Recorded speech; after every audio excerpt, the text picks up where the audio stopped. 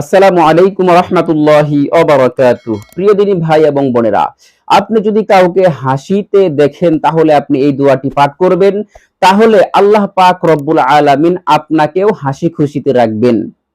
সহিহ বুখারী শরীফের মধ্যে 3294 নম্বর হাদিসের মধ্যে এসেছে ছোট্ট একটি দোয়া। এই দোয়াটি যদি আপনি কাউকে হাসি দেওয়ার সময় যদি এই দোয়াটি পাঠ করেন, তাহলেই আল্লাহ পাক রব্বুল আলামিন আপনাকে হাসি খুশিতে রাখবেন। দোয়াটির অর্থ হলো সবসময় যেন আল্লাহ তাআলা আপনাকে হাসি খুশিতে রাখেন, এমন দোয়াটির অর্থ। তো এই সম্পূর্ণ গুরুত্বপূর্ণ ভিডিওটির মাঝে কেউ অমনোযোগী হবেন না। ভিডিওতে একটি লাইক দেওয়ার প্রয়োজন মনে করলে এখনই ভিডিওতে একটি লাইক করে দিতে পারেন।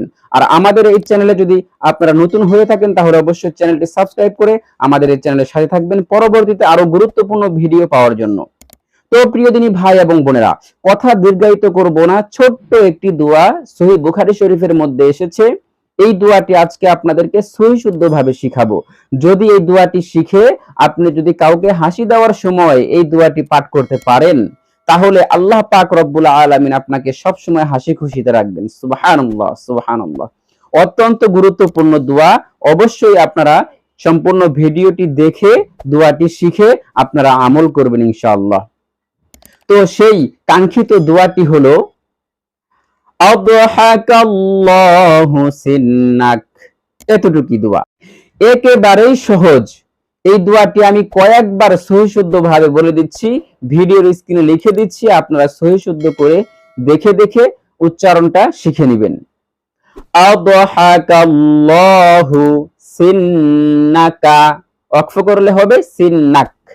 আপনারা এভাবে বলবেন, আদহাকাল্লাহু সিন্নাক, আদহাকাল্লাহু সিন্নাক, আদহা আদহাকাল্লাহু সিন্নাক। আমি বানান করে আপনাদেরকে বলে দিচ্ছি। হামজা বদ জবর আদ, হা জবর হা, আদহা, কাল্লাহু, কাফ লাম জবর কাল, লাম খারা জবর লা, হা পেশহু, আদহাকাল্লাহু। লামটা মোটা করে উচ্চারণ করতে হবে। আর আদহা, এখানে যে হার উচ্চারণটা রয়েছে এই হাটা বড় হা, অর্থাৎ হলকের মধ্যখান থেকে প্রেসার দিয়ে উচ্চারণ করতে হবে এইভাবে, আদহাকাল্লাহু। এরপরে হলো সিন্নাক, সিন নুন জের সিন, নুন জবর না, কাফ জবর কা, সিন্নাকা, অক্ফ করলে হবে সিন্নাক, কাফের উপরে জজম হবে, তখন আপনারা সিন্নাক বলবেন। অক্ফ করলে কাফের উপরে জজম দিয়ে পড়তে হবে। তাহলে সম্পূর্ণ বাক্যটি এমন ভাবে উচ্চারণ হবে, আদহাকাল্লাহু সিন্নাক, আদহাকাল্লাহু সিন্নাক। দোয়াটি একেবারেই ছোট, কিন্তু এই দোয়াটির ফজিলত অনেক। কারণ হলো আপনার মন যদি ভালো থাকে তাহলে আপনি হাসি খুশিতে থাকতে পারবেন। আর আপনার মন যদি ভালো না থাকে, আপনার শরীর যদি ভালো না থাকে, তাহলে আপনি কোনো দিনই হাসি খুশিতে থাকতে পারবেন না। এই দোয়াটির মানে এটাই দাঁড়ায়, যদি কাউকে হাসিতে দেখেন ওই লোকের জন্য আপনি দোয়া করলেন যে আদহাকাল্লাহু সিন্নাকা, আল্লাহ তাআলা আপনাকে সব সময় যেন হাসি খুশিতে রাখেন, তাহলে এই দোয়াটি করার কারণে আল্লাহ তাআলা আপনাকেও হাসি খুশিতে রাখবেন।